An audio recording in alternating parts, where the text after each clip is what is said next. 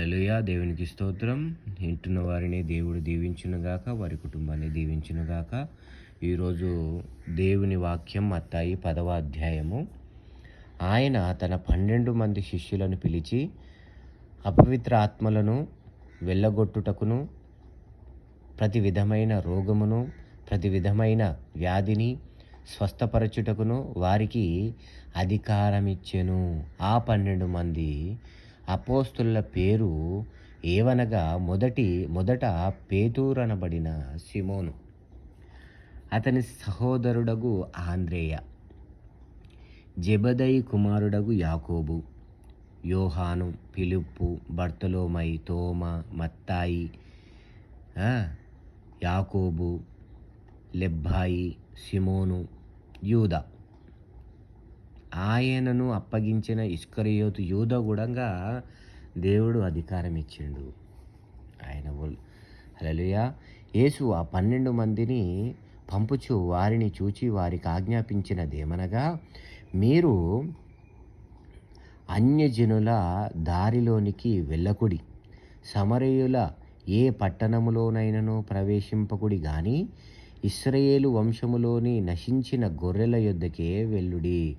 వెళ్ళుచు పరలోక రాజ్యము సమీపించి ఉన్నదని ప్రకటించుడి, రోగములను స్వస్థపరచుడి, చనిపోయిన వారిని లేపుడి, కుష్ఠరోగులను శుద్ధులునుగా చేయుడి, దయ్యములను వెళ్ళగొట్టుడి, ఉచితముగా పొందితిరి ఉచితముగా ఈడి.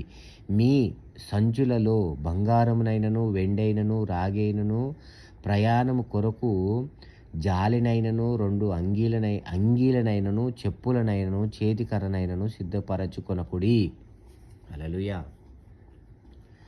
పనివాడు తన ఆహారమునకు పాత్రుడు కాడా?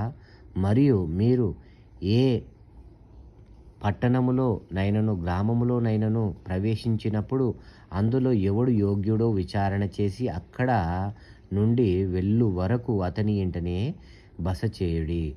ఆ ఇంటిలో ప్రవేశించుచు ఇంటి వారికి శుభమని చెప్పుడి.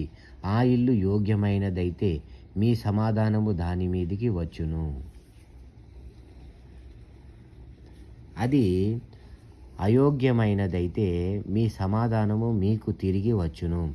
ఎవడైనను మిమ్మును చేర్చుకొనక మీ మాటలు వినకుండిన ఎడల మీరు ఆ ఇంటినైనను ఆ పట్టణమునైనను విడిచిపోవునప్పుడు మీ పాదధూళి దులిపివేయుడి. విమర్శ దినమందు ఆ పట్టణము గతి కంటే సొదొమ గొమొర ప్రదేశముల గతి ఓర్వదగినదై ఉండునని నిశ్చయముగా మీతో చెప్పుచున్నాను. ఇదిగో, తోడేళ్ల మధ్యకు గొర్రెలను పంపినట్టు నేను మిమ్మును పంపుచున్నాను. హల్లెలూయా. గనుక పాపుల వలె వివేకులను పాపుల వలె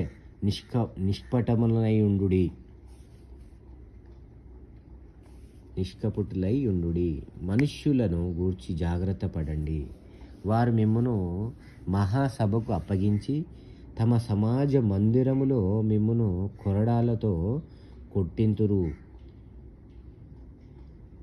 వీరికిని అన్యజనులకును సాక్షార్థమై నా నిమిత్తము మీ అధిపతుల యొద్దకును రాజుల యొద్దకును తేబడుదురు. వారు మిమ్మును అప్పగించునప్పుడు ఎలాగూ మాటలాడుదుము, ఏమి చెప్పుదుము అని చింతింపకుడి. మీరేమి చెప్పవలెనో అది ఆ గడియలోనే మీకును గ్రహింపబడును.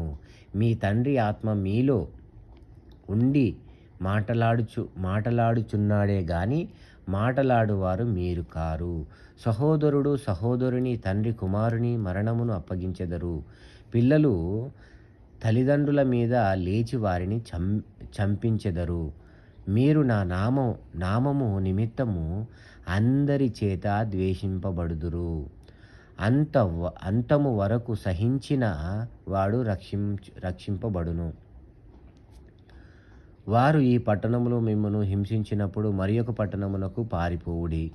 మనుష్య కుమారుడు వచ్చి వరకు మీరు ఇశ్రాయేలు పట్టణములో సంచారము చేసి యుండరని నిశ్చయముగా మీతో చెప్పుచున్నాను. శిష్యుడు బోధకుని కంటే అధికుడు కాడు. దాసుడు యజమానుని కంటే అధికుడు కాడు. శిష్యుడు తన బోధకుని వలెను, దాసుడు తన యజమానుని వలెను ఉండిన చాలును. ఇంటి యజమానునికి బయల్జెబూలని వారు పేరు పెట్టి యుండిన యెడల ఆయన ఇంటి వారికి మరి నిశ్చయముగా పేరు పెట్టుదురు గదా. కాబట్టి మీరు వారికి భయపడకుడి.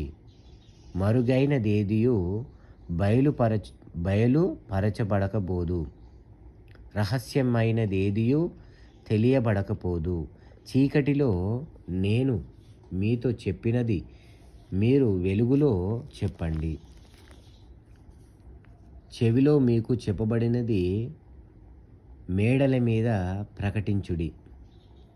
మరియు ఆత్మను చంపనేరక దేహమునే చంపు వారికి భయపడకుడి గాని ఆత్మను దేహమును కూడా నరకములో నశింప జేయగలవానికి మిక్కిలి భయపడండి. 2 పిచ్చుకలు కాసుకు అమ్మబడును గదా. అయినను మీ తండ్రి సెలవు లేక వాటిలో ఒకటైనను నేలను పడదు. మీ తల వెంట్రుకలన్నీ లెక్కింపబడి ఉన్నవి గనుక మీరు భయపడకండి. మీరనేకమైన పిచ్చుకల కంటే శ్రేష్ఠులు. మనుష్యుల ఎదుట నన్ను ఒప్పుకొను వాడెవడో పరలోకమందున్న నా తండ్రి ఎదుట నేనును వానిని ఒప్పుకొందును. మనుష్యుల ఎదుట ఎవడు నన్ను ఎరుగునన్నో వానిని పరలోకమందున్న నా తండ్రి ఎదుట నేనును ఎరుగనందును. నేను భూమి మీదికి సమాధానమును పంపవచ్చితిని అని తలంచకుడి. ఖడ్గమునే గాని సమాధానమును పంపుటకు నేను రాలేదు. ఒక మనుష్యునికి వాని తండ్రికిని, కుమార్తెకును, ఆమె తల్లికిని, కోడలికిని, ఆమె అత్తకును విరోధము పెట్టవచ్చితిని. ఒక మనుష్యుని ఇంటివారే అతనికి శత్రువులు అగుదురు. తండ్రినైనను తల్లినైనను నాకంటే ఎక్కువగా ప్రేమించువాడు నాకు పాత్రుడు కాడు. హల్లెలూయా. తల్లినైనను తండ్రినైనను నాకంటే ఎక్కువ ప్రేమించువాడు నాకు పాత్రుడు కాడు. కుమారునికైనను కుమార్తెనైనను నాకంటే ఎక్కువగా ప్రేమించువాడు నాకు పాత్రుడు కాడు. తన సిలువను ఎత్తుకొని నన్ను వెంబడింపని వాడు నాకు పాత్రుడు కాడు. తన ప్రాణము దక్కించుకొనువాడు దాని పోగొట్టుకొనును గాని నా నిమిత్తము తన ప్రాణమును పోగొట్టుకొనువాడు దాన్ని దక్కించుకొనును. మిమ్మును చేర్చుకొనువాడు నన్ను చేర్చుకొనును, నన్ను చేర్చుకొనువాడు నన్ను పంపినవాని చేర్చుకొనును. ప్రవక్తను చేర్చుకొనువాడు ప్రవక్త ఫలము పొందును. నీతిమంతుని చేర్చుకొనువాడు నీతిమంతుని ఫలము పొందును. మరియు శిష్యుడని ఎవడు ఏ చిన్నవారిలో ఒకనికి గిన్నెడు చన్నీళ్లు మాత్రము త్రాగనిచ్చునో వాడు తన ఫలము పోగొట్టుకొనడని నిశ్చయముగా మీతో చెప్పుచున్నాను. హల్లెలూయా. దేవునికి స్తోత్రం.